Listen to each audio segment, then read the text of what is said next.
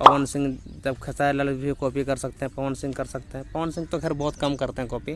खेसारी लाल हो गए trending star, और ये नीलकमल सिंह, पता नहीं भाई तुम लोग को क्या दिमाग में थोड़ा बहुत भी नहीं है क्या अपना कंटेंट डालने का अकल? तो भाई क्या ही बोला जाए, है ना, थक गए हैं ऐसे स्टार्स से। और भोजपुरी में ही होता है ये कॉपी पेस्ट, और कहीं किसी इंडस्ट्री में आपने नहीं देखा होगा। और होता भी है तो बहुत, जैसे कि बॉलीवुड वाले भी करते हैं, बट वो कॉपी पेस्ट नहीं करते, वो रीमेक का नाम देते हैं उसको। हालांकि है वो एक तरह से कॉपी ही, बट वो अच्छा भी लगता है सुनने में, एक स्केल पे होता है और अलग। वो पूरा कॉपी नहीं करते, मतलब अगर वो रीमेक का मतलब उनका जो वो जो करते हैं वो रीमेक करता है। रीमेक मतलब ये होता है कि उसी गाने को दोबारा गाना है, मतलब अलग अंदाज, नए अंदाज में गाना। ये नहीं कि उस वाले धुन पे हमने कुछ और वर्ड डाल करके कॉपी किया, तो ये नहीं करते हैं। वो उसी गाने को रिक्रिएट करते हैं, मीन्स कि अपने उसी वाले गाने को दोबारा बनाते हैं एक बड़े स्केल पे और अलग तरीके से कुछ नया करके, तो वो रीमेक करते हैं और आप लोग कॉपी पेस्ट करते हो, तो गलत है ये।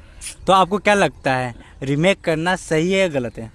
रीमेक देखो किसी भी चीज़ का ठीक है यार, मतलब रीमेक तो एक तरह से मैं सही ही समझता हूँ, क्योंकि वो उसमें ना कुछ नया डालते हैं उसको, क्योंकि वो चीज़ें हिट हो चुकी होती है ना, हिट वाले गाने को उठाते हैं और थोड़ा सा बस बनाने के लिए और मार्केटिंग स्ट्रेटजी भी कह सकते हैं एक तरह से हम, तो इसलिए भी करते हैं। तो वहाँ तक तो चलो आता, समझ में आता है, पर वो उसी गाने को उठाते जो ऑलरेडी बहुत फेमस हुआ था उस टाइम पे, है ना, और अपनी फिल्म को थोड़ा सा उसको अपनी फिल्मों का मार्केटिंग के लिए करते हैं, जिससे